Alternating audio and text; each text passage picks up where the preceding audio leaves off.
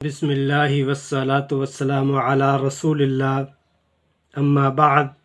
فاعوذ باللہ السمیع العلیم من الشیطان الرجیم من حمزہ ونفخہ ونفثہ بسم اللہ الرحمن الرحیم۔ رمضان المبارک میں اللہ رب العزت کی رحمتوں اور بخشوں کے کئی طرح کے مختلف انداز ہیں۔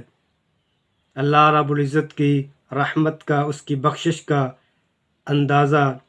اس حدیث مبارکہ سے بھی لگایا جا سکتا ہے۔ رسول اللہ صلی اللہ علیہ وسلم نے فرمایا، اذا دخل رمضان، جب رمضان مبارک کا آغاز ہوتا ہے، فتحت ابواب الجنہ،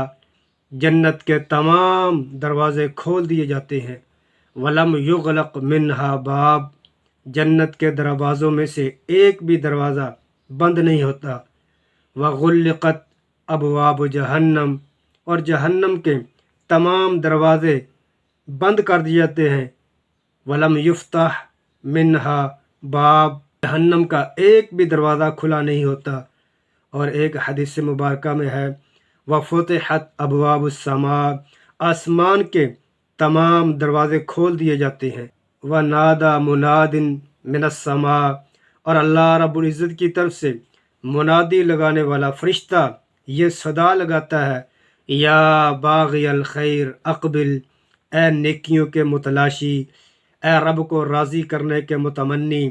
اے موسم بہار سے فائدہ اٹھانے والے اہل ایمان، اب موسم بہار ہے، اب اللہ رب العزت کو راضی کرنے کا وقت ہے، اب رب کو منانے کا وقت ہے، اب اپنے گناہ بخشوانے کا وقت ہے، اب رب کے در پہ آنے کا وقت ہے،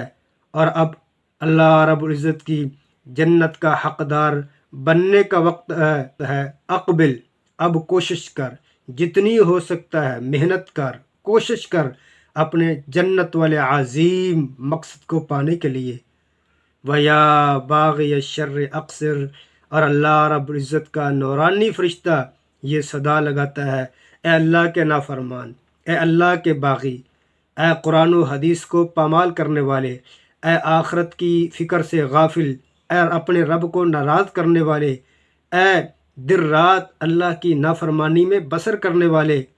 اقبل، اب تو رک جا، اب تو باز آ جا، اب تو ٹھہر جا، اب تو اپنے رب کے غضب سے ڈر جا، اب تو آخرت کا خوف کر جا، اب تو توبہ تائب ہو جا، اور اب تو اپنے رب کے در پہ آ جا۔ اللہ اتقاء من النار، اور اللہ رب العزت اس عظیم مہینے میں لوگوں کو جہنم سے آزاد کرتے ہیں، جنت کا حقدار ٹھہراتے ہیں۔ وَذَلِكَ كُلَّ لَيْلَةٍ، اس حدیث مبارکہ کے آخر میں فرمایا، اور یہ ہر رات، رمضان کی ہر رات ہوتا ہے۔ اللہ رب العزت کی طرف سے صدا لگائی جاتی ہے، منادی لگائی جاتی ہے، اور لوگوں کو جہنم سے آزاد کیا جاتا ہے۔ اس حدیث مبارکہ میں دعوت و تربیت اور پند و نصیحت کے حوالے سے بہت ہی اہم نقطے موجود ہیں۔ پہلی چیز کہ اللہ رب العزت اپنے بندوں کے ساتھ کس قدر مہربان ہیں، رحیم ہیں، اور وہ چاہتے ہیں میرے بندوں کی کسی نہ کسی طرح بخشش ہو جائے، میرے بندے کسی نہ کسی انداز میں مجھے راضی کر لیں، میرے بندے اپنے گناہ بخشوا کر میری جنت کے حقدار ٹھہر جائے۔ اس لیے اللہ رب العزت ایسی فضا بناتے ہیں کہ بندہ زیادہ سے زیادہ نیکیاں کر سکے۔ جنت کے دروازے کھول دیے جانا اور جہنم کے دروازے بند کر دیا جانا، اس سے اہل ایمان کو ترغیب ہے کہ اللہ رب العزت کی رضا، اس کی خوشنودی، جنت کا حصول ہے، اور اہل ایمان کو ترغیب دلانا ہے کہ اب جہنم کے دروازے بند ہو چکے ہیں، لہذا جہنم والے اعمال کرنا چھوڑ دیجئے، اور جنت کے دروازے کھل چکے ہیں، اس لیے جنت میں لے جانے والے اعمال کی خوب محنت، کوشش، جستجو کیجئے۔ اور اللہ رب العزت کی طرف سے فرشتوں کی صدا لگانا، آسمانوں کے دروازوں کا کھولا جانا، اور پھر جہنم سے آزادی کی بشارتیں ملنا،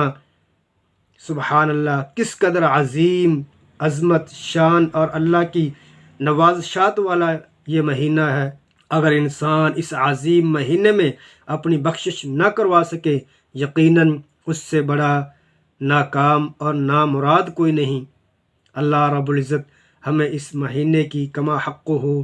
قدر کرنے کی توفیق عطا فرمائے۔ وما علیہ الا البلاغ۔